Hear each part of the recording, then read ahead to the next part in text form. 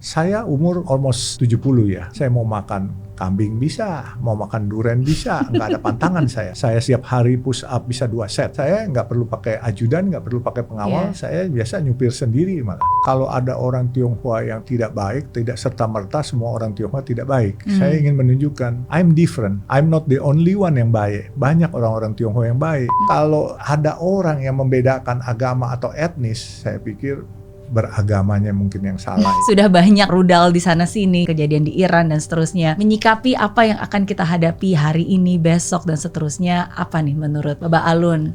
Satu, kita harus hemat, prepare for the worst. Harus kerja keras. Pemetik perawan di rumah prostitusi. Terus saya di framing, katanya saya ditahan Kejaksaan Agung pakai baju orange, tukang ngemplang pajak, tukang babat hutan, segala macam. Saya tahu yang buat mastermind-nya siapa, ya kita tinggal tunggu tanggal mainnya aja lah. Ngeri-ngeri sedap ini. I know too much, but I don't want to talk too much.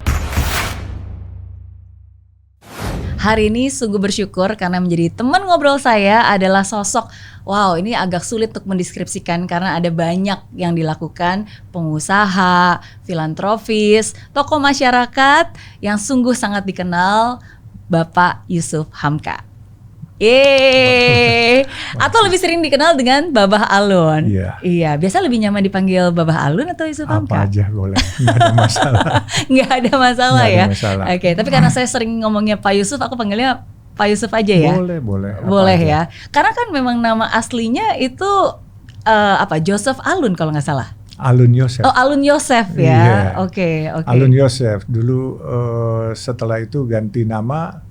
Ya setelah Muslim jadi namanya Muhammad Yusuf. Nah kemudian begitu 2016 orang mengetahuinya Muhammad Yusuf Hamka itu adalah native. Kemudian 2018 saya buat masjid, saya bilang, saya kan bukan native, saya kan orang Tionghoa, Cindo. Kenapa sih harus pakai ditutup-tutupin? Udah pakai aja masjidnya Baba Alun, udah selesai. Gitu. Jadi ya akhirnya orang mengenal saya Cindo gitu. Oke.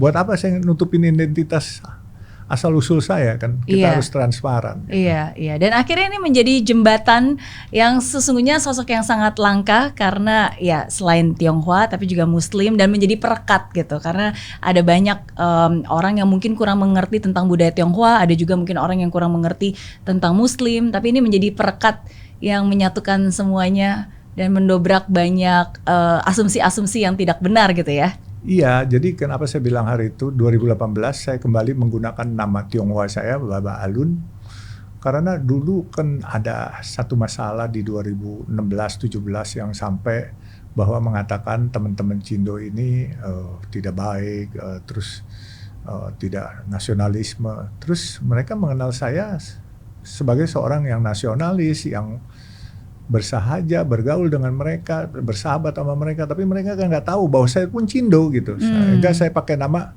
udah deh masjidnya pakai nama Baba Alun. Nah itu 2018 saya ingat itu. Ya akhirnya kembali orang mengenal. Jadi tidak semua, kalau ada orang Tionghoa yang tidak baik, tidak serta-merta semua orang Tionghoa tidak baik. Saya ingin menunjukkan, I'm different.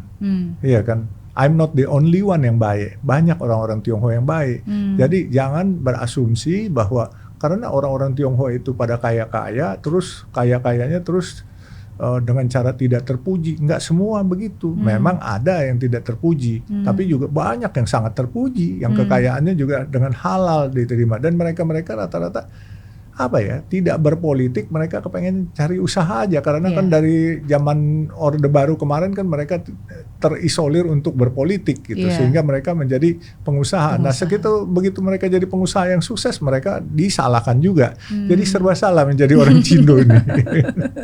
Oke. Ya tapi at least sekarang Indonesia sudah jauh lebih baik, lebih open. Betul. Ya terutama di tahun ini perayaan Imlek tahun ini menjadi sungguh luar biasa. Menjadi bukan hanya perayaan Imlek sih, bagi saya ini merayakan Indonesia yang sesungguhnya. Betul. Yang penuh warna yang juga beragam. Betul. Kenapa sih kalau kita bisa melihat ada orang bisa merayakan Dipavali, ya kan Cap Gome, terus ada Imlek, kenapa sih nggak boleh? Nah ternyata kan semua udah keberagaman itu terjadi. Imlek dirayakan secara nasional, nah kemarin juga cukup meriah. Dan Imlek bukan semata-mata perayaan atau kemakmuran buat teman-teman Tionghoa, tetapi banyak teman-teman kita yang native, yang asli pribumi, itu yang dagang-dagang lampion, dagang-dagang hiyo, Ya kan semua itu yang digelodok kan teman-teman pribumi. Ya kan jadi yang barongsai bukan orang Tionghoa lagi, Hitachi. Bukan Hitachi hitam tapi Cina, tapi memang benar-benar itu asli gitu, orang-orang Jawa, orang-orang dari Jawa Barat semua. Jadi mereka membaur. Jadi Imlek itu memberi kemakmuran bukan hanya orang Tionghoa, tetapi orang-orang yang lain pun juga ikut makmur gitu. Iya, setuju. Dan lagi pula Imlek itu kan juga bukan perayaan keagamaan ya, Betul, tapi perayaan budaya. Jadi baik yang Muslim Tionghoa juga merayakan, yang Buddha Tionghoa juga merayakan, yang Katolik Tionghoa juga merayakan. Dapat angpau lagi gitu. Dapat angpau. Oke. Karena masih ngomongin Imlek sedikit ya, mumpung kan banyak orang bilang ini tahun kuda api. Nah, gimana nih Babah Alun memaknai tahun kuda api ini? Seperti kuda lah, kita harus kerja keras. Apalagi api ini tentunya membara, jadi harus. Tapi tidak boleh amarah, ya kan? Karena bisa jadi api ini bisa memberikan satu kehangatan, tapi kalau terlalu keras bisa membuat kebakaran, ya kan? Jadi makanya harus pandai-pandai. Memang banyak di tahun kuda api ini banyak yang ciong, ya kan? Ada beberapa sio, termasuk sio kuda pun ciong, sio tikus bahkan ada katanya ciong gitu. Tapi namun demikian karena saya sudah Muslim, saya percaya begini, yang ciong-ciong itu boleh didengerin, ya kan? Yang mau ikutin silakan, monggo ikutin. Tapi buat saya semua orang bilang kesialan, keapesan itu saya percaya bahwa itu bisa dikompensasi dengan kita berbuat baik, kita bersedekah. Ya kan kita nolong orang gitu ya, dan kita berpuasa juga itu bisa menghilangkan orang bilang kesialan lah, keapesan biasanya kan. Ciong itu kan apes gitu ya kan. Jadi makanya saya bilang selain teman-teman yang sudah Muslim Tionghoa itu mereka bilang, oh saya ciong ini silakan ikutin aja, nggak apa-apa kok. Saya bilang, tapi saya bilang yang saya pernah alami kan, orang di Tionghoa tuh ada bilang kalau angka 4 di belakangnya ulang tahunnya itu hati-hati, sama yang 9 hati-hati. Gitu. Misalnya 54, 59, 64, 69 itu hati-hati. Saya bilang semua harus hati-hati, setiap tahun pun harus hati-hati. Tetapi yang penting kita harus banyak lebih berempati kalau begitu. Nah, baru bisa tercapai suatu keseimbangan. Cakep. Tuhan kan memberikan orang bilang Hong Shui ya. Saya ada belajar begini. Saya ada baca satu artikel. Ketika itu dari Shenzhen, itu perbatasan Hong Kong dengan Tiongkok. Itu ada orang buat rumah di Tiongkok, besar sekali. Dia datang mencari guru Hong Shui yang terkenal dulu kan di Hong Kong. Dia menjemput guru Hong Shui pakai mobil, kan itu jalan darat bisa. Nah pada saat dia udah jemput, dia bawa ini, dia supirin si guru Hong Shui ini. Terus di perempatan jalan mendadak, dia ngerem mendadak. Terus si guru Hong Shui ngelihat dia, kenapa? Dia bilang, tunggu, itu ada orang mau liwat tuh, lari-lari katanya. Dia ngerem. Oh benar, setelah ditunggu, oh iya orang lari dan uber-uberan. Jadi kalau saya tadi nggak ngerem, saya bisa nabrak dia. Udah, terus dibawalah dia sampai ke Shenzhen. Shenzhen itu dibawa ke rumahnya gede, ke istana. Begitu masuk pintu gerbang, dia lihat burung-burung udah turun dari pintu gerbang nih, masuk. Dia mau ke bawah, rumah dia ke bawah situ kan gede. Burung-burung terbang. Dia langsung tarik guru Hong Shui-nya. Nunduk katanya, merunduk katanya. Bingung guru Hong Shui-nya. Kenapa? Katanya. Tunggu, lihat katanya. Ini ada anak-anak lagi mau ngambil buah. Burung-burung pada kabur katanya. Jadi itu anak-anak lagi di atas pohon pasti. Kalau kita nongol, dia anak-anak itu kan anak-anak tetangga nih. Dia ketakutan, dia jatuh, mau lari dia jatuh, nanti dia luka katanya. Oh iya gitu ya, coba dia liatin. Tuh ya, burung udah lari tuh, kita lihat, pelan-pelan kita liatin.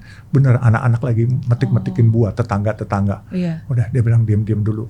Nah setelah anak-anak itu turun, baru dia ajak keliling rumahnya. Setelah ajak keliling rumahnya, dia tanya suhunya ini, suhu Hong Shui. Suhu, bagaimana Hong Shui saya? Suhunya bilang, lu gak perlu dilihat lagi. Hong Shui lu bagus karena lu punya sikap terhadap kemanusiaan. Lu tahu bahwa ini membahayakan manusia semua. Lu telah jalankan. Lolos Hong Shui apapun juga nggak ada guna kecuali hati lu baik. Jadi Hong Shui itu harus hati kita baik, tebusnya.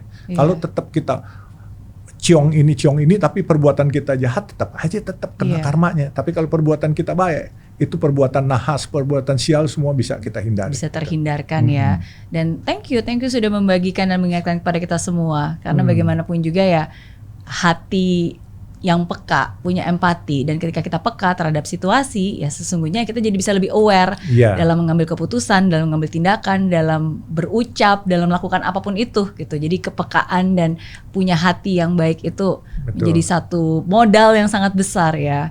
Iya. Tapi kalau tadi Bapak Halun sempat bilang bahwa sebenarnya caranya simple, dengan ya udah sedekah aja gitu kan, beramal, berbuat kebaikan. Pernah nggak sih ada satu pengalaman hidup mungkin ketika Bapak Halun bersedekah dan akhirnya tuh sungguh-sungguh mengubah hidup 100% atau mungkin wow, keajaiban terjadi? Banyak sekali. Tapi gini, filosofi sedekah tidak boleh disikapi kita sedekah 1.000 perak, Tuhan akan ganti 10.000 atau 1 juta. Bukan itu. Kita sedekah membantu orang, apakah berupa makanan, berupa uang, atau berupa benda gitu ya. Tuhan tidak akan mengembalikan kita yang sama. Tuhan akan memudahkan kita, semua kegiatan kita. Tuhan akan menjaga kesehatan kita. Tuhan juga akan menjaga kita dari musibah. Saya, alhamdulillah, Tuhan, ya kalau nambah kekayaan, misalnya kita donasi, Tuhan tambah, itu bonus. Saya nggak mencari itu. Saya mencari Tuhan mengganti saya dengan kesehatan dan keselamatan. Nah akhirnya Tuhan, ya luar biasa kasih sayangnya Tuhan kepada saya, menurut saya. Saya umur almost 70 ya. Tuhan memberikan saya sehat luar biasa. Saya tidak ada penyakit yang kronis apapun juga. Saya mau makan kambing bisa, mau makan durian bisa, nggak ada pantangan saya. Jadi saya juga jalan tidak dipapa, saya masih bisa jalan 10 km nggak ada masalah. Saya setiap hari push up 1 set 40, saya bisa 2 set 80 kali. Saya bisa jongkok bangun, saya bisa 50 kali. Jadi tanpa dipapa, dan saya nggak perlu pakai ajudan, nggak perlu pakai pengawal, saya biasa nyupir sendiri malah. Jadi saya pikir ini adalah kebahagiaan tersendiri. Dikala orang-orang sudah pakai tongkat, orang-orang udah dipapa, makan yang cuman yang dia bisa makan obat lebih banyak daripada makanan yang benar. Saya makanan yang benar malah lebih banyak gitu, dan tidak perlu pantangan kecuali yang haram-haram gitu kan. Nah itulah karunia Tuhan tuh luar biasa. Yang dia ganti adalah dengan kesehatan dan keselamatan kita. Banyak orang-orang yang zolim itu akan diganti sama Tuhan dengan tahu-tahu dia lagi nyebrang ditabrak, tahu-tahu dia lagi naik mobil, mobilnya terbalik, musibah, tahu-tahu rumahnya kebakar, itu karena dia zolim. Kalau hati kita bersih, hati kita baik, Tuhan akan ganti dari dihindari dari kebakaran, dari mobil terbalik, dari ditubruk motor, tubruk mobil. Ini jauh lebih mahal daripada materi. Gitu. Dan banyak juga yang mendoakan. Ya, itu doa udah pasti. Kalau di Islam tuh kalau 40 orang yang mendoakan, itu doanya sampai ke langit gitu ya. Gitu. Biasanya jalur langit ini apa aja nih cara untuk bisa memakai jalur langit menurut versi Bapak Halun? Iya, jalur langit ini kita berbuat baik tanpa pamrih, yang pasti dengan apa sih, lillahi ta'ala lah, ikhlas semua, dan bukan untuk flexing, ya kan. Dan jangan pikir kita berbuat zolim, karena zolim itu memang orang nggak tahu, tapi Tuhan tahu, gitu kan. Ada orang di depan pura-pura baik, terus ART-nya digebukin, nggak dikasih makan. Terus ada orang sok kemanusiaan, tapi begitu lihat kucing, anjing kelaparan, dia diam aja, atau kehausan dia diam aja. Sebab di Islam itu diajarkan. Jadi ada beberapa sahabat Nabi itu dia bilang, kenapa itu yang sholatnya rajin, yang puasanya rajin, apa kok nggak masuk surga? Dia tanya kepada Nabi. Karena Nabi bilang, dia nggak masuk surga karena dia zolim terhadap kucing dan anjing yang kehausan. Terus kenapa dia yang penjudi, perampok atau apa, dia kok bisa masuk surga? Karena dia lihat kucing kehausan atau anjing kehausan, dia bisa kasih minum gitu. Jadi itu, jadi perbandingannya, jadi bukan karena kita kaya kita masuk surga, tapi bagaimana kita menyayangi, kasih sayang terhadap sesama makhluk, makhluk ciptaan Tuhan. Jadi kan orang selalu bilang, oh itu binatang pun makhluk ciptaan Tuhan. Betul. Jadi aneh kalau ada teman-teman kita yang membenci orang karena agamanya berbeda atau etnisnya berbeda. Ya kan, karena ini nggak benar semua. Karena ini semua makhluk ciptaan Tuhan. Kita bisa sayang sama kucing, kita bisa sayang anjing, kita bisa sayang burung. Masa kita nggak bisa sayang sesama manusia karena beda etnis, beda agama? Di mana nalarnya itu? Makanya saya kadang-kala suka menasihati teman-teman, janganlah begitu. Ini kan kita politik adu domba zaman Belanda itu memecah belah, udah nggak ada lagi dong. Nah makanya kita berharap dengan adanya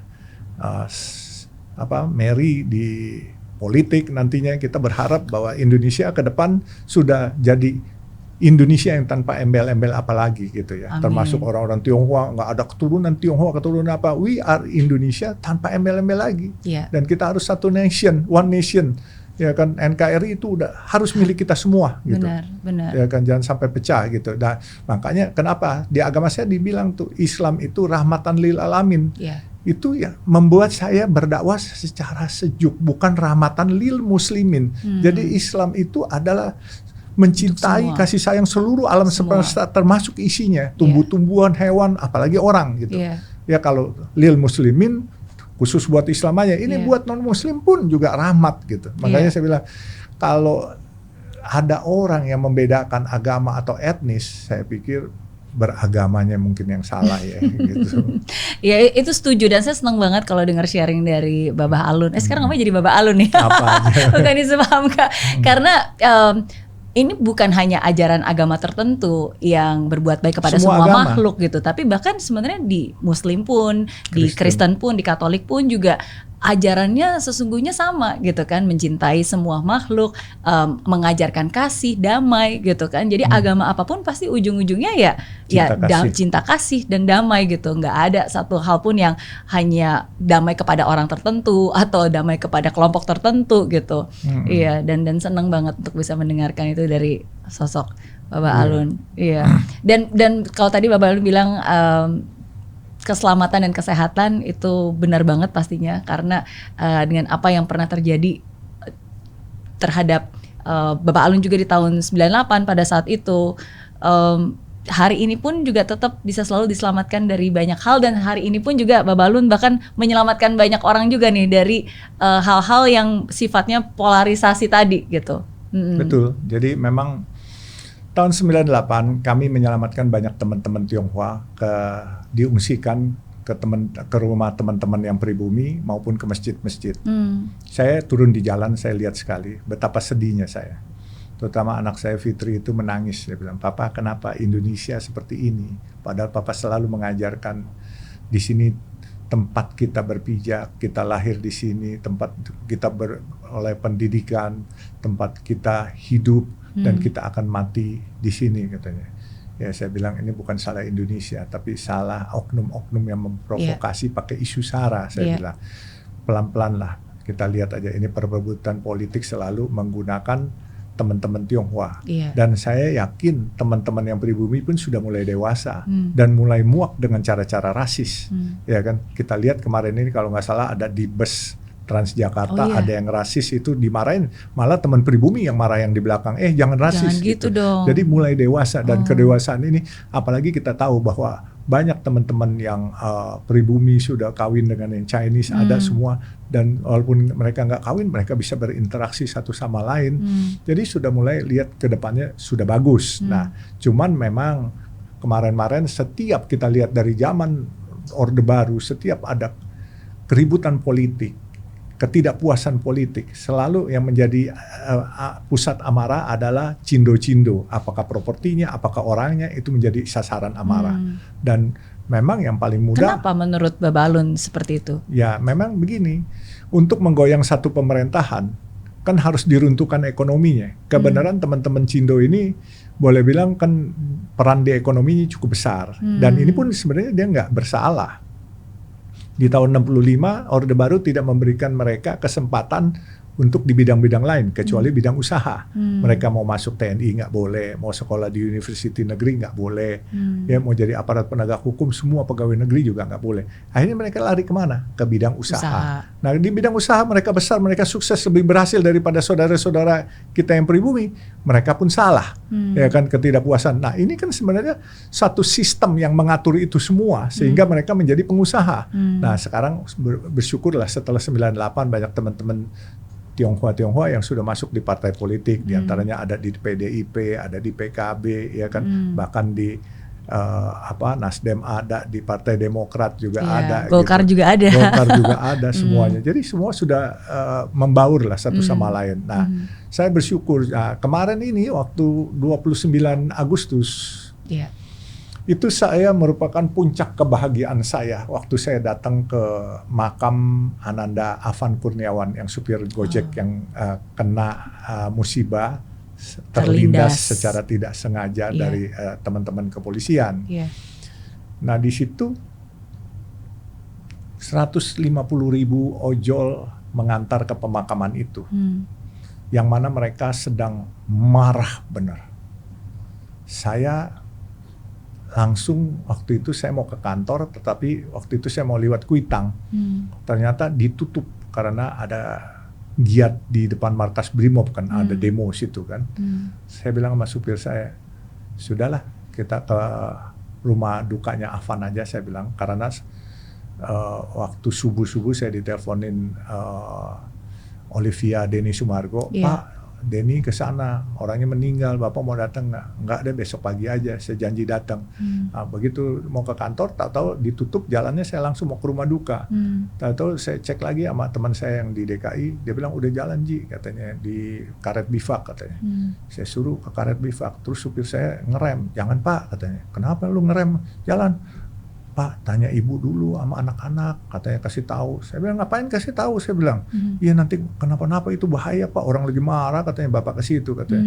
Saya bilang, udah jalannya. Dia nangis, Pak jangan Pak, lapor ibu dulu sama anak-anak. Saya bilang jalan, bismillah. Saya bilang kalau gue mati lu baru laporan sama ibu sama anak-anak, nanti dimakamkan di situ, gue pasti mati syahid. Saya bilang gitu. Dia nangis, dia bilang enggak. Saya bilang jalan. Akhirnya jalan sampai di Sudirman situ macet kan. Saya bilang udah kamu cari parkir di hotel situ ya, di hotel Le Méridien atau di Sudirman Park aja kamu parkir di situ, karena kan makamnya di seberang Sudirman Park. Terus Bapak mana? Udah lu diam-diam aja. Saya tutup pintu, saya turun, saya naik ojek. Pas ojek sini, ojek. Ojek udah kenal saya semua, saya dibawa ke sana. Saya pikir saya masuk di situ paling enggak ditampol orang lah di situ ya kan, karena saya sipit satu-satunya. Ternyata saya nggak ditampol, malah saya dituntunin. Saya dipegangin sama mereka, dijagain sama mereka. Dompet saya, handphone saya di kantong, nggak hilang sama sekali. Hebat nggak tuh teman-teman ojol? Terus ada satu ojol yang saya nggak kenal, tahu-tahu dia kardusin saya, payungin saya. Saya kaget juga begitu saya lihat berita, saya bilang, ih siapa ini orang payungin saya? Dia bukan ojek payung, kalau ojek payung kan pakai payung. Ini kardus nih, saya bilang, cari dong orang ini, saya bilang, ini orang luar biasa nih. Katanya cuma kardusin doang, kata orang-orang saya. Ini meaningful loh, saya bilang. Ini kalau hatinya nggak bersih, nggak ikhlas, nggak mungkin dia sodorin kardus nih. Dia pasti kalau dia mau minta sesuatu, dia pasti punya payung, dia payungin saya untuk minta sesuatu. Ini orang ikhlas banget. Jadi kebaikan sekecil apapun juga, saya bilang sama orang-orang saya, jangan kamu pernah lupa sia-siakan. Ini pasti ada artinya. Ini artinya Allah sedang menunjukkan saya, ini orang pasti dia mempunyai sesuatu yang harus kita kerjasamakan, paling nggak kita bantu. 4 bulan saya cari orang ini. Baru ketemu Januari awal. Setelah saya balik dari luar negeri, masuk kantor tahun baru, ada yang ninggalin nomor telepon karena beberapa di medsos saya muatin, ini siapa tolong cari. Akhirnya ketemu. Saya suruh staff saya cek dulu, benar nggak orang ini, dia punya atribut masih ada nggak, ya kan, orang ini benar nggak, mukanya sama nggak, dicocokin sama berita. Setelah udah, saya bilang saya mau datang berkunjung ke sana. Saya datang berkunjung, terus yang pertama ketemu, dia kaget ketemu saya. Karena surprise, saya nggak bikin laporan gitu. Saya mau datang, cuman staff saya bilang staff saya mau datang aja. Nah begitu ketemu saya bilang, Nyonya di mana? Dagang di pasar. Saya ke pasar di gang kecil, di pinggir trotoar di atas got. Itu saya datang, saya beli bawangnya sama nyonyanya. Bilang, ibu mau kerja nggak? Mau Pak katanya. Ya udah kalau ibu mau kerja. Kemarin dia terus bilang, Pak saya masih sakit di sini, ada benjolan nanti ya Pak, katanya. Oke, nggak apa-apa. Terus suaminya kerja ya, saya bilang mau kerja. Dia selain Gojek dia mau kerja. Terus saya pas mau pulang saya ke rumahnya. Pas mau masuk rumahnya, buka pintu, saya lihat anaknya lagi tidur. Di pintu situ, buka anaknya tidur situ. Wah, nggak ada ruang tamunya. Ini saya bilang, ini rumah bagaimana? Sewa Pak, berapa duit? 800.000 setiap bulan katanya. Nggak ada ruang tamu, kamu tinggal bertiga, iya. Terus kamu nggak ada rumah? Nggak ada Pak, mertua ada, kira-kira jarak 500 meter Pak dari sini. Itu rumah mertua, saya ngontrak di sini. Terus kamu asal dari mana? Jambi, dia bilang. Oh iya, anaknya satu udah SMA lah, umur 15-16 gitu. Terus saya ngebatin, aduh kesian amat. Langsung tuh saya mau beliin dia rumah. Wah. Tapi saya mau suruh dia bayar. Yeah. Karena saya selalu beri pancingnya, saya nggak pernah beri ikannya. Kalau saya beri ikannya satu hari habis. Saya beri pancingnya bisa seumur hidup dia pakai.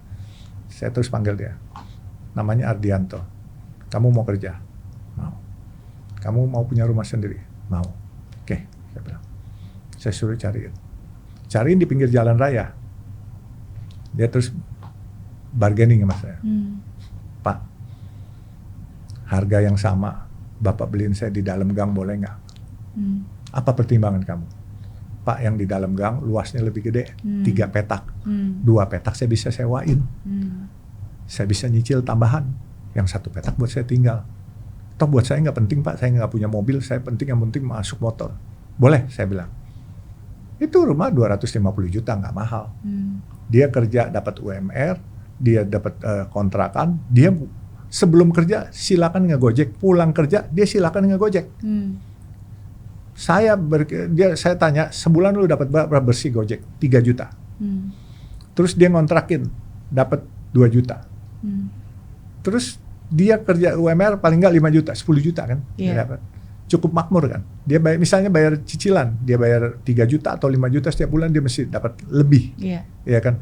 Problemnya sekarang kalau dia mau ke bank, siapa bank percaya sama dia? Nggak bisa ada kreditnya kan? Iya, dan dia juga pendidikannya SMP kalau nggak salah, apa SMA ada. Itu. Jadi bank nggak mungkin kasih kredit, apalagi umurnya udah 30-an lebih ya. Dan terus nggak ada aset yang jadi jaminan.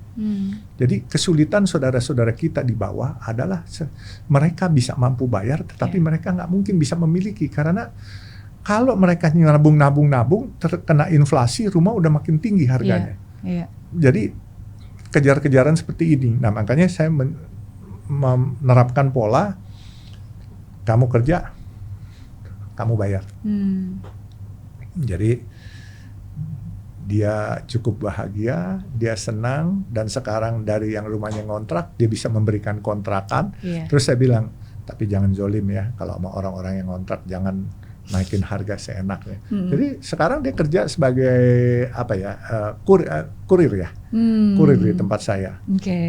Terus yang hebat lagi, saya kan terus bilang sama dia, waktu saya ketemu dia, saya bilang tolong dong cariin siapa yang nuntunin saya, siapa yang gendongin saya ke ojek, dan siapa yang bawain ojek itu ke saya. Masih ingat sekali soalnya kejadian di hari itu ya. Saya ingat sekali, dan itu membekas. Membekas. Kenapa saya bilang membekas? Saya sambil mengetes 50 tahun perjuangan saya dalam pembauran bangsa. Saya mau tahu, saya datang ke situ, saya masih didiskriminasi atau tidak. Tapi saya datang ke situ, saya tidak ada diskriminasi, saya dituntun, dikawal, dijagain, bahkan saya pulang, saya digendongin untuk naik ke jok motor itu. Bahkan ada beberapa aparat penegak hukum yang konon katanya ditimpukin sama botol aqua waktu ke sana. Baba Alun tidak ada pengawal, tidak ada ajudan, tidak ada yang nimpukin, malah dituntunin, dijagain. Nah, jadi orang-orang yang jagain saya, yang bawain motor saya, itu semua saya cari dan saya kumpulin. Saya bilang ada yang mau kerja, ada satu yang gonceng motor itu namanya si Jakaria. Dia ternyata sarjana. Can you imagine? Sarjana. Saya bilang kenapa kamu nggak kerja? Saya cari kerja susah Pak. Oke, saya bilang kamu kerja di tempat saya, tapi kalau kamu mau ngojek silakan. Saya kasih kamu kerja malam sampai pagi, kan di proyek. Ya, paginya yang penting kamu udah tidur cukup, siang kamu boleh ngojek. Ya kan, jangan ngantuk-ngantuk nanti bahaya kamu. Jadi dia bisa double penghasilan. Dari ngojeknya dia dapat, dari kerjanya dia dapat. Nah, ini kita mencarikan solusi buat anak-anak kita, yaitu driver ojol. Iya. Nah, karena apa? Karena perbuatan baik mereka. Sedikit pun mereka, saya naik ojek saya bayar hari itu, tetapi buat saya ini orang lebih dari bayaran. Benar. Ya, bukan uangnya, tapi ini dia punya budi pekerti. hati. Nah, itu. Nah, termasuk yang nuntunin saya. Saya tanya kesulitannya apa? Pak, saya nggak mau kerja, Pak. Yang Bapak harus bantu. Saya punya kakak SMP, Pak. Dia numpang di saya, Pak. Ngebebanin nih, Pak. Kalau nggak kerja, saya mau dia mandiri. Tapi dia kan kakak saya harus iniin. Tolong, Pak. Oke, saya bilang. Jadi OB di kantor, mau? Oke, masuk. Ada yang jadi tenaga harian lepas. Dan bahkan itu ada yang namanya Yasin kalau nggak salah. Dia akhirnya kakaknya SMP dia titip ke saya, dia kerja, dan bahkan dia bilang katanya, kalau bukan privilege dari Baba Alun, mana mungkin bisa kerja di kantoran. Ya, mereka itu, apalagi pendidikannya SMP. Saya bilang, jangan bilang mana mungkin Yasin, saya bilang. Semua itu kalau Allah sudah berkehendak, kun fayakun akan terjadi. Saya nggak tahu, saya mungkin perpanjangan tangan Tuhan untuk menolong kalian. Ya kan, bisa saja kan Tuhan yang menggerakkan hati saya. Sebab saya bisa ketemu kalian, pasti gerak Tuhan. Betul. Saya bisa berinteraksi sama kalian. Sekarang kita buka grup. Jadi ribuan pengemudi ojol jadi anaknya Baba Alun semua di grup itu semua. Jadi si anak-anak itu yang pegang Yasin, Ardianto, sama si Jakaria. Jadi mereka bilang, jadi setiap kita ada kegiatan saya undang mereka. Bahkan tanggal 24 Februari kemarin kalau nggak salah kita buka puasa bersama teman-teman ojol di Bendungan Ilir di trotoar. Kaki 5. Saya sempat lihat salah satu cuplikannya, dan pada saat itu ada seseorang yang juga sharing sampai tersentuh. Tadi saya berpikir apakah itu salah satu yang memang tadi diceritakan oleh Baba Alun. Ardianto itu. Ardianto, karena begitu dia sharing, begitu terharunya, dan begitu juga terharunya Baba Alun mendengarkan cerita dia. Jadi bukan hanya dia yang nangis, saya yang nangis. Karena apa? Saya terharu gini, aduh. Saya dulu juga anak jalanan kayak mereka. Mereka masih bisa cari nafkah pakai motor gitu di jalanan. Saya nongkrong di trotoar di Jalan Lauce itu. Iya kan? Teman-teman saya sedihnya tuh teman-teman saya kenapa nggak bisa bangkit seperti saya. Mereka sudah masuk comfort zone, zona aman ya begitu-begitu aja. Dan mereka selalu mengatakan, sudahlah rezeki Tuhan yang atur, rezeki Tuhan yang atur. Cuman kalau kita nggak mulai, Tuhan nggak mungkin kasih rezeki. Tuhan kan nggak mungkin kita diam di rumah, Tuhan kirimin duit gitu kan. Jadi kita harus bekerja keras. Kita bekerja jujur, bekerja cerdas, baru Tuhan kasih kemudahan. Tuhan nunjukin yang mana yang cocok sama kita, baru rezeki itu ketemu. Kalau kita tidur bangunnya siang, rezeki udah dipatok ayam, Mary. Setuju. Tetap harus ada bagian kita yang melakukan, yang digerakkan. Tapi dari satu perbuatan kecil yang baik, ya kita nggak akan pernah tahu. Mungkin terlihat seperti kita sedang menolong orang lain, tapi sesungguhnya kita menolong diri kita sendiri di masa depan. Karena kita nggak akan tahu yang kita lakukan itu ya suatu saat nanti juga akan kembali. Betul. Dengan cara yang berbeda, lewat tangan yang berbeda, di waktu yang berbeda, dari hukum itu tabur terbukti. tuai kan. Betul. Jadi satu lagi itu yang teman-teman ojol yang saya simpatik luar biasa dan saya salut dan saya hormat. Waktu di pemakaman itu dia bilang, "Bah, ini bagaimana, Bah? Serahkan pada hukum," saya bilang. "Kalau hukumnya nggak bisa dipercaya bagaimana? Serahkan pada Tuhan supaya hukum itu bisa dipercaya," saya bilang. Terus saya pesankan, ingat ya kalian, jangan sampai mau diprovokasi, ya. Jangan sampai kalian mau diadu, apalagi masalah rasialis, ya. Teman-teman kita ini saudara-saudara Cindo, dia punya restoran, dia punya pabrik, punya apa, semua itu mempekerjakan teman-teman kita pribumi, banyak kan. Kalau kalian merusak properti mereka, tokonya tutup, pabriknya tutup, kesian nggak saudara-saudara kita mencari nafkah di sana. Terus juga kalian nih, Gojek, waktu mau GoFood, GoSend, bagaimana cak kalian kalau semua tokonya tutup? Iya bah. Jadi waktu mau pulang tuh saya pesenin mereka semua. Alhamdulillah Mary, selama Republik ini ada, setiap kerusuhan ada pasti properti Chinese yang ditimpukin atau dibakar, atau orang Chinese-nya pun juga ada yang digebukin. 29-30 Agustus tidak ada properti Chinese satu pun juga, tidak ada orang Chinese pun yang ini. Jadi mereka sudah menganut filosofi warga jaga warga. Dan saya juga pesankan kepada teman-teman Tionghoa, Cindo-Cindo, yuk mulai hari ini kita harus mengenal tetangga kita, radius 500 meter dari tempat usaha kita, tempat tinggal kita. Karena our security is our community. Ya, jangan sampai di tetangga kita radius 500 meter itu ada yang lapar. Ya, kita harus memberikan mereka bantuan mangkok lah ibaratnya. Jadi jangan teman-teman berasa rumahnya harus pagar tembok tinggi-tinggi. Ya harusnya pagar mangkok. Nah ini yang tadi saya mau tanya, karena kan menurut Bapak Alun pokoknya pagar mangkok itu lebih efektif daripada pagar tembok gitu. Pasti, karena saya pernah ngalamin 98. Ada seorang konglomerat rumahnya dijaga 50 aparat dari penegak hukum. Badannya gede-gede. Begitu masa ribuan orang datang berduyun-duyun, yang ada mereka kabur sampai pakai kaos oblongnya doang, kabur, lari semuanya. Dan rumah itu kosong dan dibakar. Dan itu true story, saya lihat di depan mata saya, karena itu di depan kantor saya. Kantor saya Cindo, satu batu pun nggak ada yang masuk, karena orang kampung pada keluar jaga dan bilang sama saya, Pak Haji, dia manggil saya Pak Haji, tolong siapkan minuman 10 dus. Jadi begitu masa datang dikasih minuman, sono. Jadi tetangga saya ini semua yang ngusirin mereka. Jadi warga di sana yang ngusirin. Jadi satu batu pun nggak ada. Seberang kantor saya itu ada kantor Merpati, kantor Garuda di Kemayoran. Itu rata-rata kena batu semua, ketimpuk rusak semuanya. Jadi alhamdulillah saya udah buktikan bahwa kalau kita pakai pagar mangkok, pasti warga yang akan jagain kita. Ini lebih efektif. Tapi kalau kita pakai pagar tembok, mungkin warga beramai-ramai dengan massa perusuh untuk ngezolimin kita. Iya, tembok pun bisa runtuh. Makanya jadi efektif sekali pagar mangkok daripada tembok. Oke, saya jadi penasaran, kan untuk seseorang bisa memiliki karakter seperti itu, pemikiran seperti itu, punya hati yang seperti itu, pasti tidak terlepas dari salah satunya adalah didikan dari orang tua gitu, petua-petua atau nasihat. Apa sih, bagaimana cara orang tua mendidik atau apa yang paling diingat gitu, nasihat dari orang tua yang membuat Bapak Alun bisa menjadi seperti ini? Bapak saya dosen, ibu saya guru. Kami dari keluarga pendidik. Cuman saya anak yang tidak terdidik kali. Saya nggak sarjana. Saya cuma sampai SMA. Oke. Tapi itu menarik loh. Saya lihat kuliah dokter pernah. Kuliah hukum pernah. Kuliah bisnis pernah. Kuliah ilmu politik juga pernah. Saya pikir wah ini udah ada 4 universitas. Tapi ujungnya tidak lulus.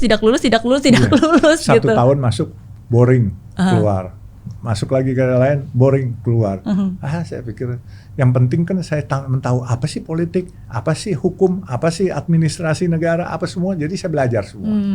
Sehingga saya bilang, saya nggak perlu gini-ginian dah, learning by doing aja dah, baca buku gitu. Akhirnya saya suka ke toko buku Tropen itu dulu belum ada Gramedia di Pasar Baru itu di pintu air situ.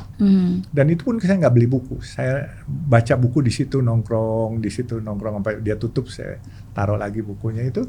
Yang saya pelajari malah bukan ilmu politik, bukan ilmu hukum, bukan ilmu bisnis.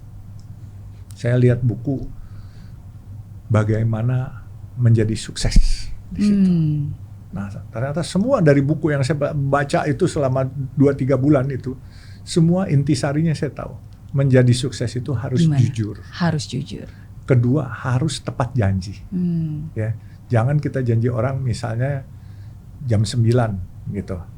Terus kita datangnya jam 10 atau jam 11 gitu. Walaupun kita lebih kaya dari itu orang, nggak boleh. Itu nggak boleh dibiasain. Paling tidak kita harus sopan bilang, oh boleh nggak ditunda, saya kena macet jalan atau apa gitu ya. Kan paling nggak ada ini. Terus kalau kita banyak kan tuh suka ngutang sama orang. Utang sama bank atau sama orang. Tuh suka pada saatnya janji harinya bayar, nggak bayar. Itu nggak boleh, itu pantang sekali. Iya, lebih sering kali bahkan yang ngutang yang lebih galak daripada yang diutangin. Betul. Kita kalau dia datang ke rumah kita memelas-melas gitu ya. Begitu kita datang mau nagih ke tempat dia pasang herdernya di depan. Iya kan, dia nggak mau ketemuin kita. Bahkan kadang-kala kalau mendingan dikit dia kasih satpamnya.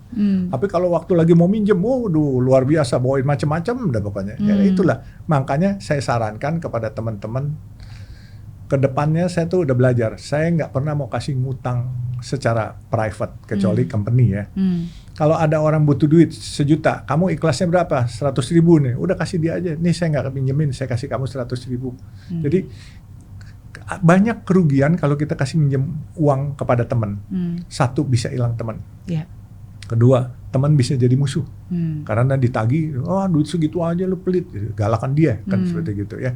Nah, jadi mendingan kasih seikhlasnya aja, nggak usah pinjaman.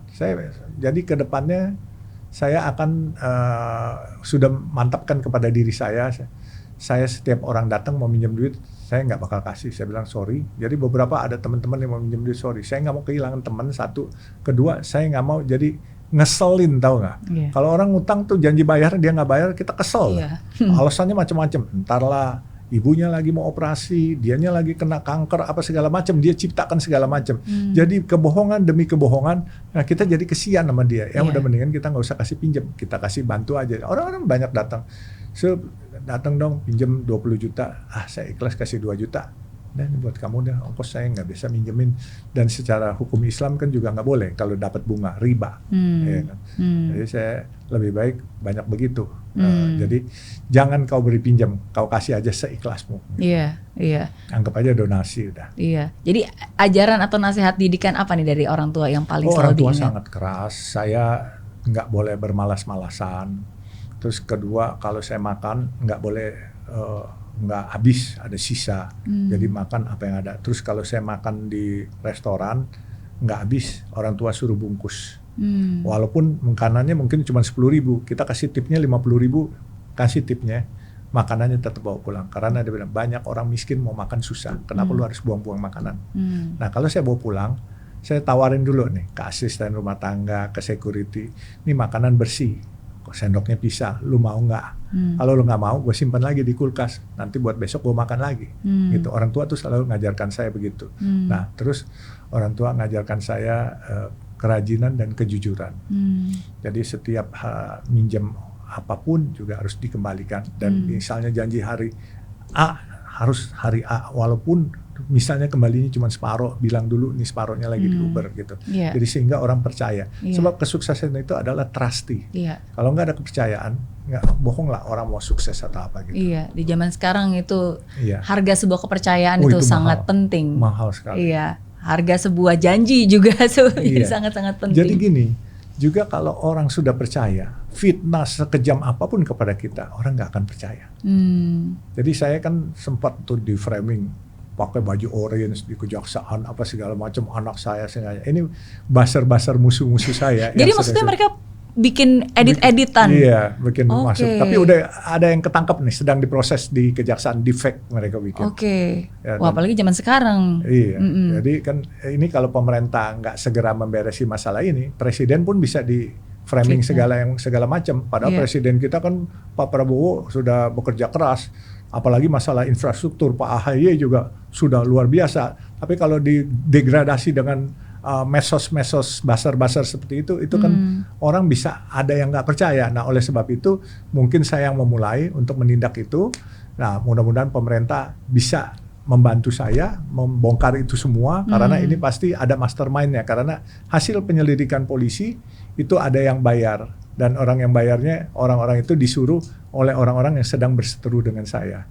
Dengan bisnis ya. Jadi ada setelah ditelusuri itu ada alirannya, ada sponsornya lah maksudnya. Ada, karena laptopnya sama handphonenya disita polisi dan dibawa ke lab 4 dan itu semua nama-nama itu terkuak semua. Ya kita tinggal tunggu tanggal mainnya aja lah.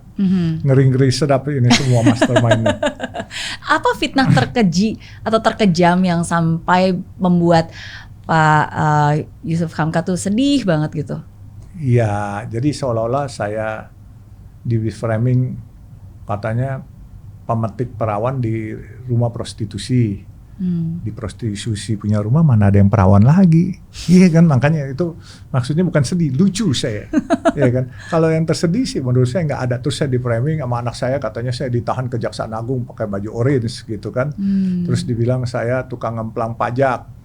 Terus dibilang saya tukang babat hutan, segala macam. Ini adalah saya tahu yang buat mastermind-nya siapa. Itu adalah orang yang pernah dipecat di perusahaan pemerintah, ya Pak, di tempat usaha pemerintah, yang saya memang sahabat baik saya. Tetapi karena dia waktu itu ada terlibat skandal keuangan dengan sedang orang yang berseteru sama saya, dia bergabung jadi mengelompok kembali. Tetapi kebenaran akan mencari jalan. Kita nanti tunggu aja lah.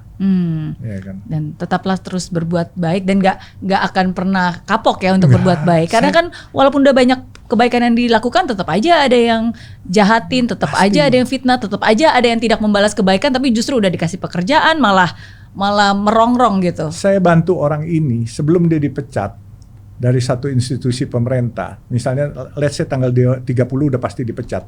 Dia datang ke saya 2 hari sebelumnya. Dia bilang, tolong saya dong, nih saya bisa, nama saya jelek nih katanya. Jadi tanggal 29 pas saya rups, dia tanggal 30 baru dipecat. Karena dia pegawai pemerintahan ya, institusi pemerintah, dia kan nggak boleh dulu masuk ke kita sebelum dia keluar dari sana. Jadi saya di dalam rups itu saya gantung tuh, bahwa saya mengangkat orang ini si A gitu ya, untuk menjadi presiden direktur kalau dia sudah keluar dari perusahaan negara itu gitu. Nah benar, jadi setelah saya angkat itu supaya nggak hilang mukanya, jadi dia seolah-olah keluar karena ditarik saya, padahal dia di sana dipecat gitu kan. Ya udah saya kasih muka, itu pun bisa nikam kita. Luar biasa kan. Jadi make the pressure to be your pleasure. Bagaimana mengubah sebuah tekanan menjadi sebuah kenikmatan? Iya, enjoy aja. Jadi begini, kalau kita tekanan-tekanan fitnah itu kita tidak pernah melakukan, kita pasti ketawa sendiri, kita nikmat. Tapi kalau kita melakukan, kita pasti stres sendiri. Jadi bismillah, saya bilang sama keluarga saya, sama teman-teman saya tidak pernah dari kecil mau kerja abu-abu atau hitam. Dari kecil kita coba kerja putih, ya kan. Terus kan saya dilaporkan kepada aparat penegak hukum apa segala macam. Saya bilang welcome, aparat penegak hukum periksa. Buat saya ini audit dari negara buat saya. Ya kan, kebenaran pasti akan benar. Ternyata penyelidikan sampai sekarang selesai. Nggak ada naik tingkat, naik status atau apa, karena tidak diketemukan apa-apa yang difitnah mereka. Tapi mereka berusaha fitnah, tapi biarkanlah fitnah itu berjalan. So make the pressure to be your pleasure. Saya enjoy, saya ketawa. Mereka lagi bingung kan. Mereka mikir cara apa lagi. Kalau saya kan nikmatin aja. Ya, tunggu cara apa lagi, kita hadapin cara apa lagi. Tapi Tuhan tidak buta. Tuhan tidak tidur, Tuhan akan kasih saya jalan. Dan makin ditekan, menurut saya ini bagaikan manusia tuh makin ditekan, begitu dia dilepas, lompat dia ke atas. Jadi saya makin ditekan, saya makin maju. Saya makin ditekan, saya makin maju. Bismillah, saya nggak takabur, tapi Allah pasti tidak membiarkan umatnya dizolimi. Itu saya percaya. Tuhan Maha Adil, tapi bukan berarti kita yang harus mengadili. Betul, setuju itu. Iya kan, pasti ya.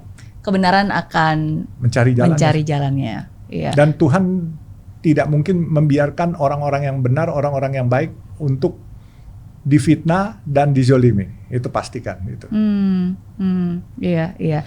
Saya jadi berpikir, kan kalau dari Bapak Alun dulu lama menjadi pengusaha, lahir sebagai pengusaha. Tapi dari di mana titiknya sampai akhirnya terjun ke dunia politik, sempat bergabung di partai politik, bahkan menjadi staf khusus Menko juga waktu itu, staf khusus Menko Erlangga. Iya, sampai sekarang maksudnya masih tetap. Oke. Almost 10 years. Wow. Sebenarnya segini, saya nih pengusaha, saya bukan politikus, tetapi saya dari muda saya memang banyak teman-teman politikus. Saya di Golkar, orang bilang bukan anak indekkosan lah. Dari zaman Pak Amir Murtono, Pak Sudarmono, semua kita sama-sama.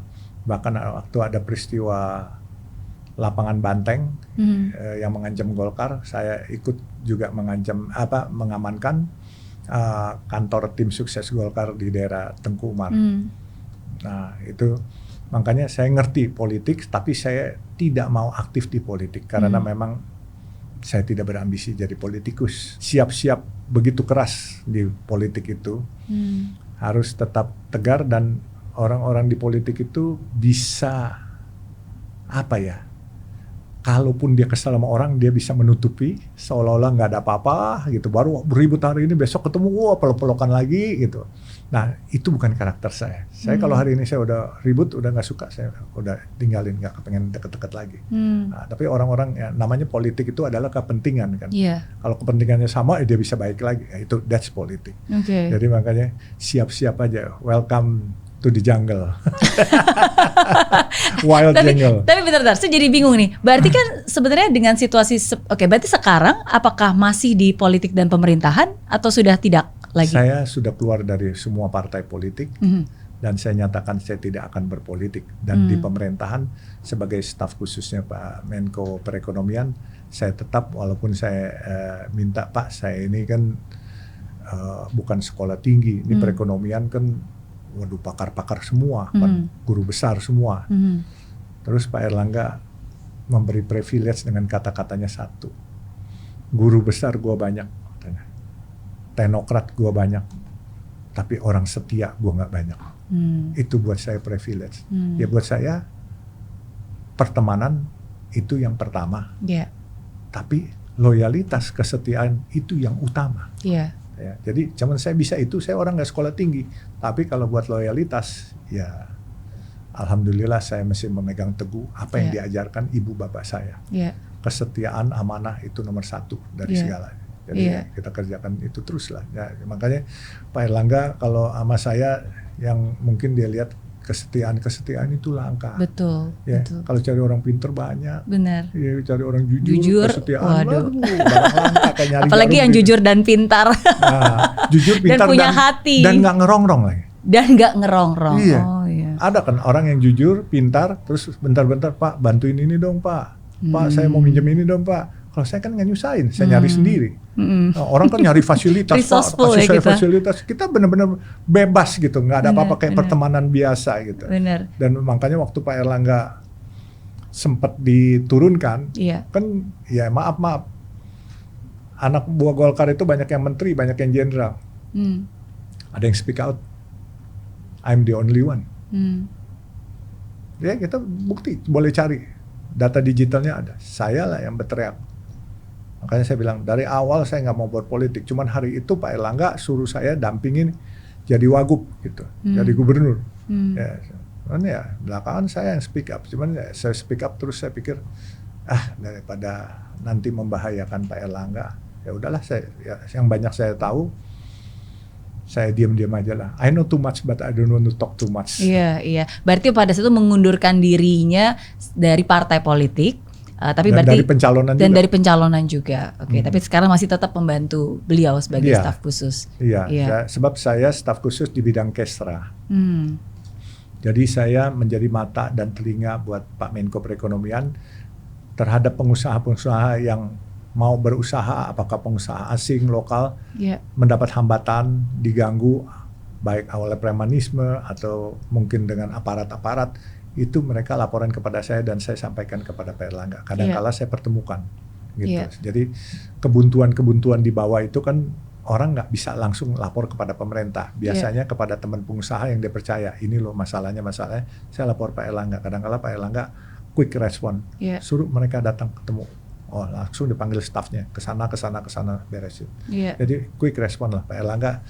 I think he's nice man lah for me. Mbak Mary masuk di partai menurut saya yang cukup demokratis, namanya pun juga Demokrat kan, ya kan, dan figur Pak AHY juga menurut saya juga orangnya baik gitu ya. Pak SBY kan lihat ya bagaimana dia nggak demokratis, sampai besannya pun ditahan dia nggak apa-apa. Ini kan cukup kita salut lah itu, makanya saya respect, mudah-mudahan tidak seperti itu, tapi kalau udah seperti itu Mbak Mary udah tahu deh cluenya. Oke, ya Pak SBY selalu bilang country first, country before party. Jadi selalu negara sebelum partai. Bagus itu. Gitu. Dan prinsip itu selalu dipegang lah. Bukan hanya Pak SBY ya, dan bukan hanya Pak Menko AHY, tapi saya yakin di teman-teman di Demokrat juga seperti itu. Ada yang mewarnai teman-teman Tionghoa, ada yang di PDIP, ada yang di Golkar, ada yang di PKB, Daniel Johan, ada di PDIP Charles Honoris, ya kan, ada yang di Golkar juga, ada Demokrat, ada Tionghoa yang mewarnai, Mbak Mary sekarang kan, ya di Gerindra juga banyak teman-teman Tionghoa gitu semua. Ya kan, syukurlah saya melihatnya karena aura saya bukan politikus sih, jadi saya pengusaha, jadi saya cukup nonton sambil kalau ada orang butuh mungkin sedikit pengalaman saya bisa menceritakan gitu aja. Memberi nasihat nggak berani. Kalau gitu apa tipsnya nih supaya orang-orang baik yang jujur, berintegritas dan punya kapasitas juga gitu, benar-benar bisa melakukan sesuatu di dunia politik, tetap bisa survive dan melakukan yang terbaik-baiknya. Tipsnya apa untuk bisa bukan survive ya, tapi thrive? Tipsnya jangan konflik kepentingan. Ya, kadangkala kita lihat ada orang bagus, ya maaf ya, kita lihat ada Cindo bagus nih, Pak Ahok, tapi sayang dia pun harus digergaji karena dia terlalu lurus. Jadi Mbak Mary pun kalau nanti punya tip terlalu lurus, jangan-jangan ntar digergaji juga. Jadi konsekuensi orang lurus tuh bisa digergaji. Ya kan, Ahok kan kita lihat buat kerja luar biasa, tapi orang alasannya mulutnya nggak bisa direm. Ya mungkin saja ya, saya nggak tahu, saya nggak bisa menilai. Dia sahabat saya, ya kan. Nah, Mbak Mary mungkin juga bisa ya belajar dari itu, bahwa terlalu lurus, terlalu bagus bisa digergaji nanti. Jadi harus mungkin agak nggak lurus-lurus gitu ya, agak melengkung-melengkung dikit kali ya. Tapi ya karakter saya nggak bisa. Saya kalau lurus, tegak lurus. Disuruh melengkung nggak bisa, makanya saya nggak cocok di politik. Gitu. Jadi think smart, do smart, be smart aja udah. Oke, makanya butuh banyak wisdom ya. Karena dari yang saya selalu diinfokan juga, Pak Menko tuh selalu bilang kalau di politik itu tidak ada hitam putih. Seringkali itu adanya abu-abu gitu. Betul. Dan memang dari beberapa teman-teman di dunia politik pun it's all about kompromi gitu. Karena nggak ada yang salah itu benar-benar salah, nggak ada juga yang benar itu benar-benar benar gitu. Betul. Jadi memang dibutuhkan konteks dan dibutuhkan kebijaksanaan yang dalam sih untuk bisa menentukan sebuah pilihan kebijakan dan melakukan sebuah tindakan gitu ya. Betul. Iya, iya. Well, masih banyak belajar. Saling belajar kita. Saling belajar. Ya kan? Yang tua belum tentu lebih pengalaman. Yang muda biasanya yang berkarya kok. Bukan yang muda yang bercinta lagi, tapi yang muda yang berkarya nyata. 2 pertanyaan terakhir buat Bapak Alun, izin karena sekarang masih masukin bulan Ramadan ya. Masih ingat nggak sih puasa pertama, pengalaman pada saat itu? Sangat. Jadi di puasa pertama, jujur saya mencoba, karena saya waktu itu masih sakit mah. Jadi saya masih tinggal di Krekot Bunder itu. Saya sahurnya saya beli nasi bungkus karena ibu bapak saya kan di Samarinda. Saya beli nasi bungkus jam 12 itu saya ingat. Ya kan. Terus saya kehausan.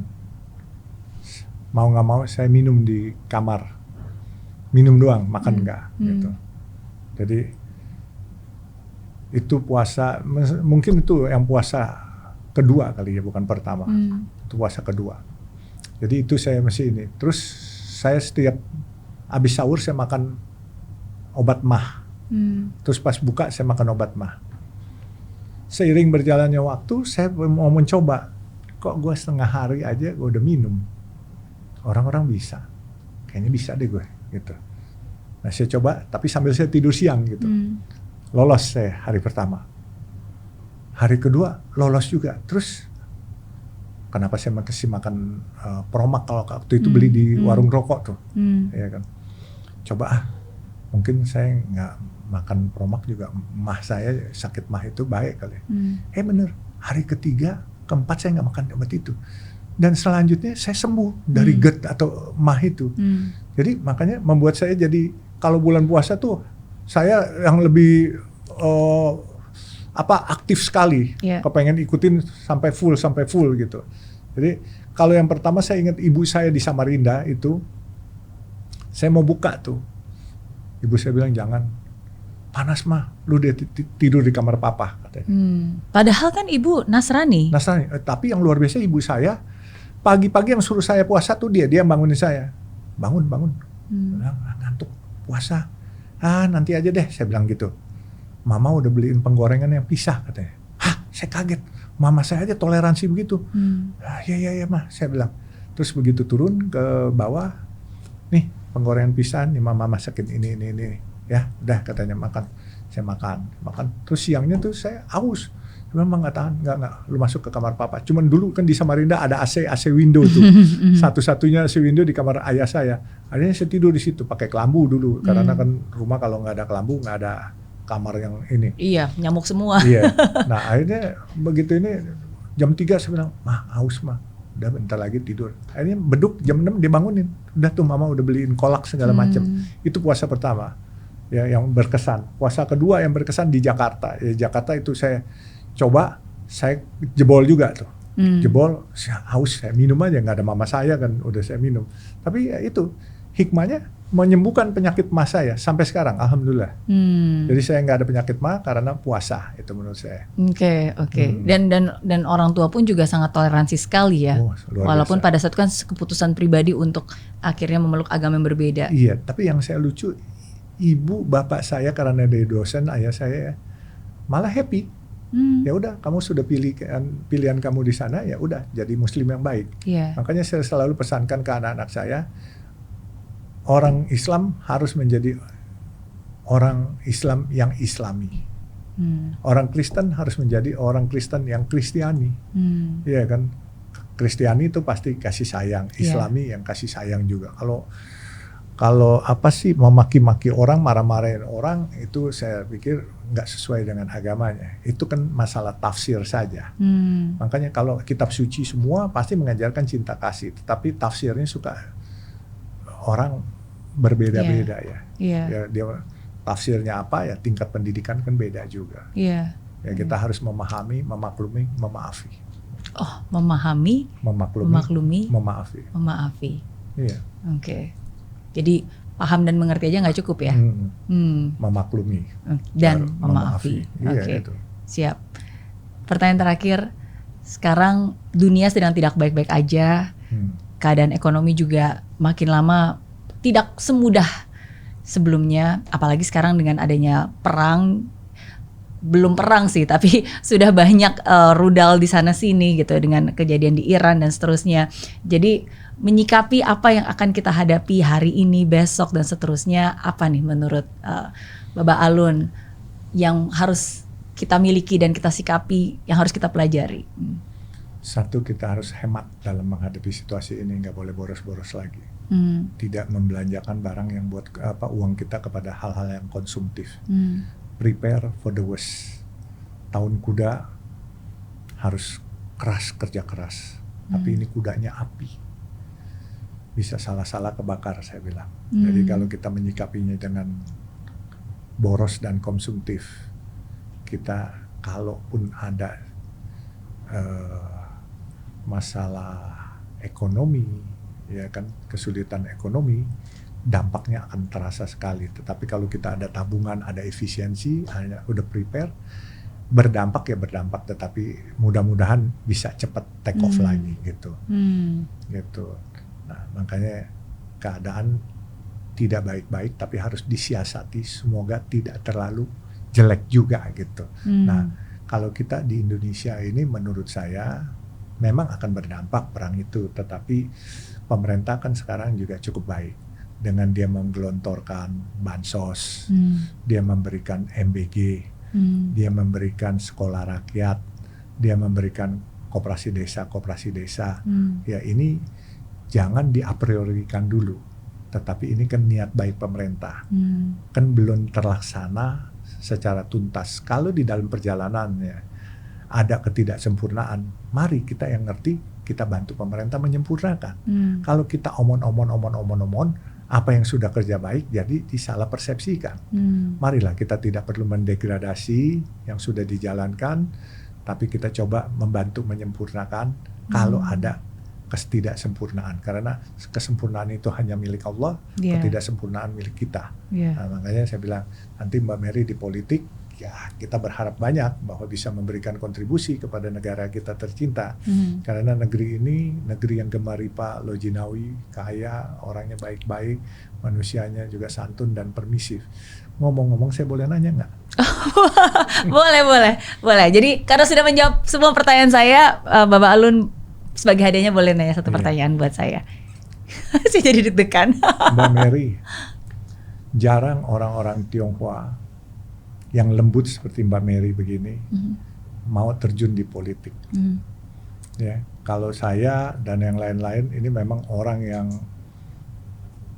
petempur lah, petarung gitu. Mbak Mary ini kan orangnya lembut, ayu, lagi cantik. Lagi. Kenapa Mbak Mary masuk politik sih? Oke.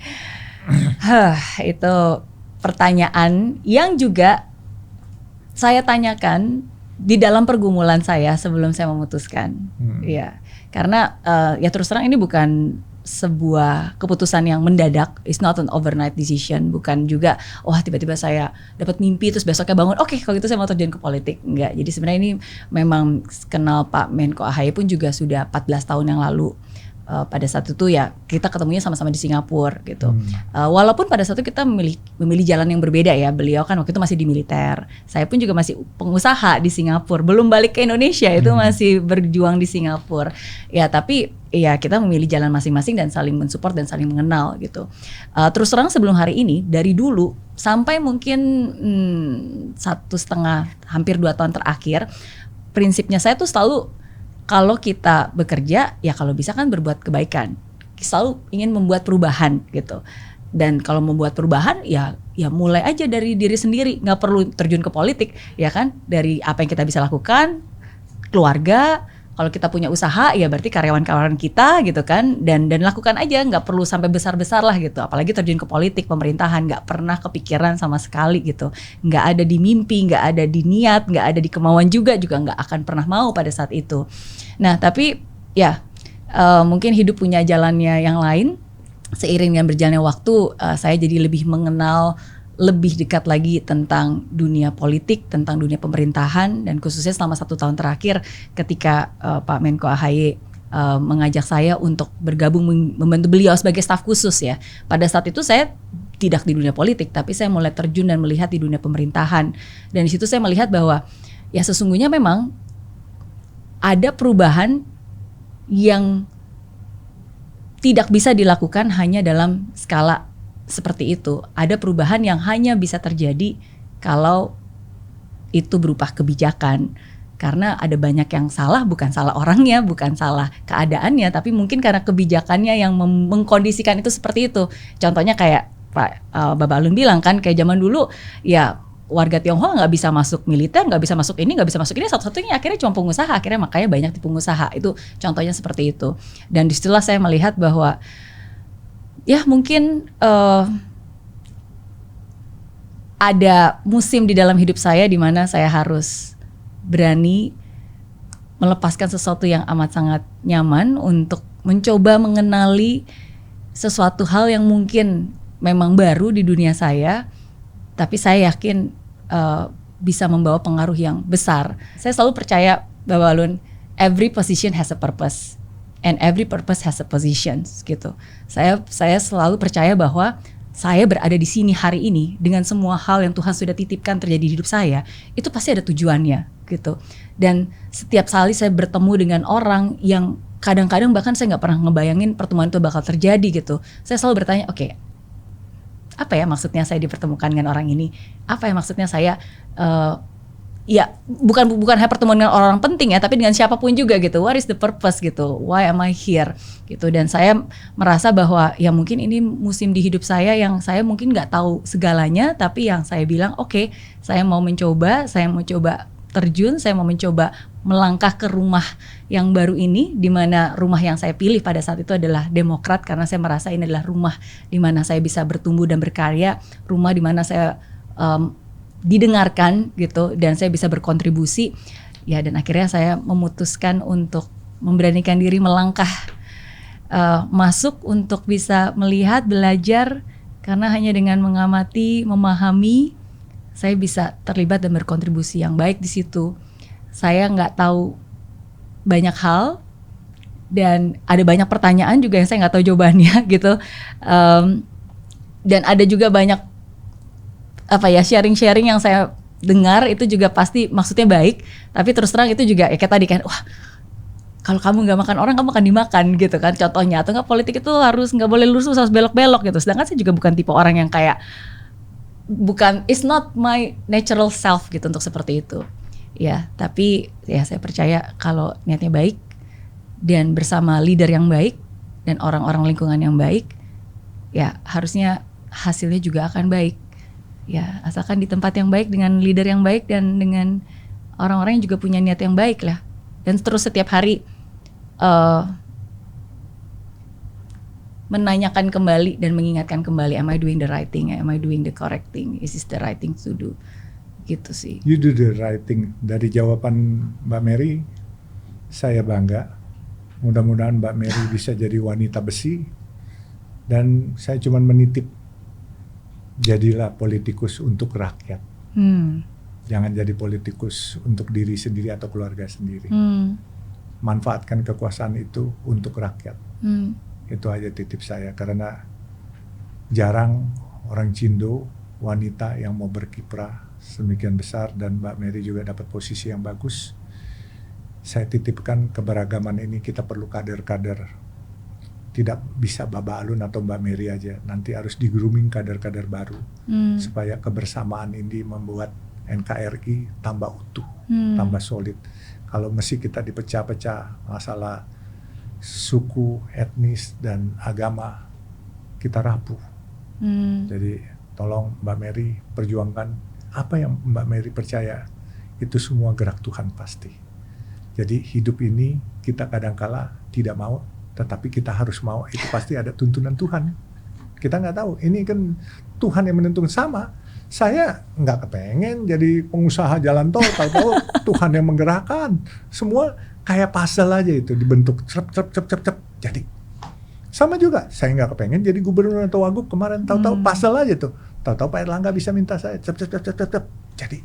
Dan yang lucu, saya ketemu Pak Pramono Anung Oktober kemarin ya. Waktu pas mau pulang, habis audiensi, pas mau pulang beliau bilang, seharusnya yang jadi gubernur ini Baba Alun, bukan saya ini nobody, katanya. Saya bilang, Pak, Tuhan sudah mau Bapak. Dan Tuhan sayang sama saya. Kalau petinju, save by the bell. Yang mau KO itu ada bell, terus dia nggak jadi. Kalau saya, save by the God. Tuhan sayang sama saya. Dan Tuhan juga sayang sama Mbak Mary. Makanya Mbak Mary masuk ke partai yang baik. Ya kan, mudah-mudahan Mbak Mary selalu mementingkan bukan hanya country, tapi people. Ya kan, kalau Pak SBY bilang, for the country sake, but for the people's sake juga harus diperhatikan. Ya kan, mudah-mudahan Mbak Mary bisa membawa nama Indonesia, terutama Mbak Mary orang Tionghoa, mengharumkan nama orang-orang Tionghoa. Ya, kita hidup di sini, kita cari makan di sini, sekolah di sini, dan kita akan mati dimakamkan juga di sini. Dan kita harus tekadkan, we are Indonesia tanpa embel-embel, one nation. Iya. Kita memang terlahir Tionghoa, tapi kita selalu 100% Indonesia. Merah putih kita punya hati. Itulah. Dan saya suka sedih kalau orang-orang masih mendiskriminasi, karena saya punya anak itu kawin dari Nusantara sampai mancanegara. Mantu saya nih satu orang Lahat asli pribumi. Oh ya. Yang satu lagi orang Irak. Bukan Iran, kalau Iran lagi perang nih. Iya, orang Irak, warga negara Irak. Iya, warga negara Indonesia tapi keturunan Irak. Dia dari Irak kemari, terus dia dapat warga negara di Indonesia. Gitu. Jadi mantu saya Nusantara sampai mancanegara. Terus saya punya cucu mau dibilang apa? Cindo, Lahat, atau Irak? Nggak fair kan for us. Iya. Ya, pasti saya mau cucu saya nggak dibilang Irak ataupun dibilang Lahat. Ataupun Tionghoa, tapi dia adalah Indonesia tanpa embel-embel. Jadi kita harus yakinkan saudara-saudara kita, baik yang Cindo, baik teman-teman yang asli, bahwa kita satu bangsa. Iya. Dan kita semua akan hidup dan mati bersama-sama di sini, dan nggak ada dui kewarganegaraan. Sebab kalau ada orang bilang hidup di negara lain lebih enak, bohong.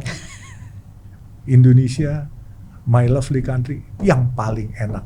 Cuacanya nggak ada cuaca dingin, ya kan? Cuacanya hangat. Paling hujan. Iya. Ya, orang-orangnya baik, sangat permisif. Iya. Mau dagang apa silakan, yang penting lu jangan songong. Ya kan? Kalau lu hormatin orang, pasti orang juga baik kok, sayang. Iya. Buktinya saya jalan kemana-mana aja nggak ada masalah. Iya. Ya kan? Motonya Baba Alun kan, kalau punya duit Jangan sombong. Nggak banyak duit, jangan bohong. Nggak punya duit, jangan nyolong. Kalau lu punya utang, jangan lu songong. Selalu ya, Iya. tetap. Kan banyak orang yang utang songong. Iya.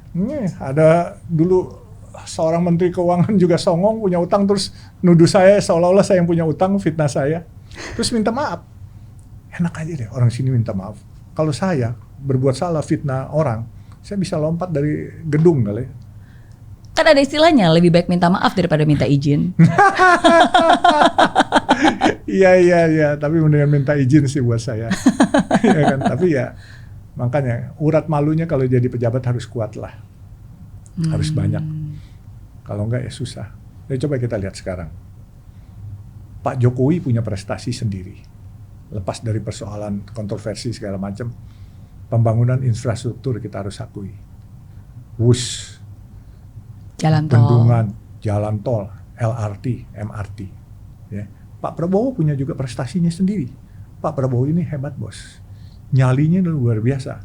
Dia nggak peduli oligarki. Dia nggak peduli raja minyak, kayak raja tambang, raja apa sawit, dia nggak peduli. Dia sapu semua. Cuman ya dia berusaha berbuat banyak untuk rakyat, tetapi dibully-bully kan. Nah, saya kemarin safari Ramadan ketemu dua kiai cukup berkarisma lah, kiai karismatik. Pertama Kiai Syukron Makmun, itu tokoh NU, singa podiumnya NU. Kedua saya ketemu Abu Yamutadi di Banten. Hari Minggu kemarin saya safari Ramadan. Beliau, saya tanya, Pak mau ada pesan-pesan apa buat saya gitu. Saya tanya buat saya bilang, kalau kamu nanti ketemu presiden, kamu ngomongin ya, harus tetap tegar, kuat, amankan negara katanya. Dan jangan khawatir, korupsi ini udah semacam gunung karang. Tetap rakyat akan bersama Bapak Presiden Prabowo katanya. Maju terus, jangan khawatir katanya. Karena ini sudah nyaris hancur negara ini. Dan harapan adalah Pak Prabowo dengan keberaniannya menggilas koruptor itu, sehingga negeri ini bisa menembus gunung karang itu. Jadi luar biasa itu pesan-pesan kiai-kiai karismatik itu. Jadi makanya saya bilang, Pak AHY sekarang benarlah membantu Pak Prabowo gitu. Pak AHY juga figur yang muda, yang juga mumpuni dan jujur. Ya kita kedepannya siapa tahu Pak AHY tetap di pemerintahan dan infrastruktur juga akan berjalan lebih baik. Dan kita berasa kok, saya pekerja infrastruktur, Pak AHY ini orang yang quick respon, cepat, dan sehingga kita ada masalah apa-apa, timnya langsung jalan semua, mengkomunikasikan dengan instansi-instansi terkait gitu.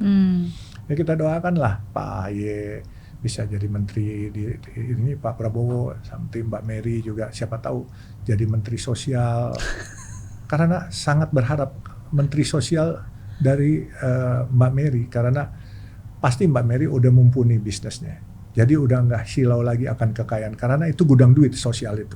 Menteri Sosial, Iya. Gudang duit justru Itu di Menteri gudang duit. Sosial. Karena semua bansos-bansos kan di sana. Kalau dia mau korupsi aja bisa kan. Nah jadi kalau Mbak Mary di situ, saya yakin lah nggak ada kepengenan untuk korupsi. Bahkan kepada rakyat yang lebih banyak dapat manfaatnya. Jadi mudah-mudahan Pak Prabowo bisa ngelirik Mbak Mary kan. Siapa tahu. Atau Pak Yusuf Hamka. Oh saya enggak. Yang bisa langsung, kan nggak, kalau mungkin gubernur mungkin bukan, politik mungkin bukan darahnya, tapi kan pemerintahan, apalagi sosial, apalagi memang sampai saat ini pun juga sudah melakukan hal sosial kan. Sekarang kan dengan dana yang lebih besar, dengan kebijakan bisa lebih banyak lagi yang dilakukan. Nah ini gini Mbak Mary, saya ceritain dulu kenapa saya nggak mau. Di kementerian pun nggak mau saya. Saya nih dari dulu, saya pendidikan nggak tinggi. Dari nggak punya duit, saya nih punya sedikit sombong. Sombongnya itu saya nggak mau diberi. Kalau menteri kan jabatan diberi. Saya mau bertarung. Kalau gubernur kemarin lumayan. Saya mau bertarung gitu. Saya nggak mau dipilih. Saya mau bertarung gitu. Kalau ditunjuk gitu saya nggak pengen. Itu gengsi saya tinggi kalau soal gitu-gituan. Iya benar. Gitu ya. Jadi beda. Tapi kan kalau ditunjuk berarti kan sebenarnya sudah bertarung dari kontestan-kontestan lainnya, sehingga akhirnya tara ini yang itu terbaik. Itu privilege buat saya. Tapi kalau bertarung ikut pemilihan rakyat yang milih, nah itu saya baru mau. berarti rakyat yang senang. Kalau cuma nanti pejabat yang lebih tinggi dari saya yang memilih, saya namanya privilege itu. Dan saya dari kecil nggak demen. Ibu bapak saya paling nggak sayang sama saya karena saya nggak butuh privilege dari mereka. Jujur, makanya saya sekolah nggak tinggi. Kakak saya semua nurut sama ibu bapak saya, gelarnya banyak-banyak. Ada satu kakak saya gelarnya 12, almarhum. Yang benar 12 Iya, gelar. iya. Lulus semua itu. Iya. Wah. Dia meninggal, dia yang punya krematorium di Cilincing. Dia sekolah tinggi, tapi saya nggak sekolah tinggi. Tapi ya buat mengharumkan nama keluarga ya alhamdulillah saya sekarang. Dulu mungkin kakak saya, tapi sekarang kan saya gitu. Jadi baik buat keluarga saya, buat keluarga yang namanya saya sandangkan, itu semuanya. Jadi semua oke lah gitu. Makanya Tuhan tuh sayang. Walaupun saya nggak sekolah tinggi, tapi paling tidak dia kasih kepintaran dikit-dikit sehingga bisa bergerak. Makanya jangan nggak percaya. Semua Mbak Mary masuk politik pun pasti ada campur tangan Tuhan. Ya kan? Saya ada hari ini di sini karena campur tangan Tuhan. Iya. Ya kan? Iya. Jadi kita harus percaya semua ada yang ngatur. Sama-sama. Terima kasih. Banyak belajar. Mohon petuahnya, mohon bimbingannya, Sama-sama. mohon Kita saling arahannya. belajar. If you need me, anytime call me up. Apa yang bisa saya kontribusi, ya kan sharing-sharing, apa, jangan ragu. Walaupun saya nggak sekolah, tapi mungkin saya pernah tua, Mbak Mary belum pernah tua kan. Ya kan? Thank you Bapak Alun, terima kasih. Terima kasih, sehat Terima selalu, kasih. panjang umur, berkah, Kyung Hee ya. juga. Sama-sama, justru saya sehat selalu, panjang umur, Kyung Hee. Tuhan berkati selalu Amin, dalam amin. semua hal. Amin. Dan amin, Tuhan amin. kabulkan semua doa yang Bapak Alun khususnya panjatkan di bulan Ramadan Amin. ini. Terima kasih. Amin.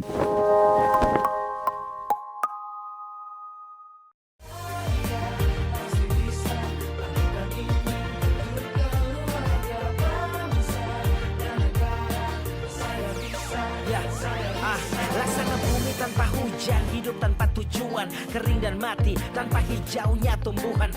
Demikian kalau mimpi tak kunjung terjadi.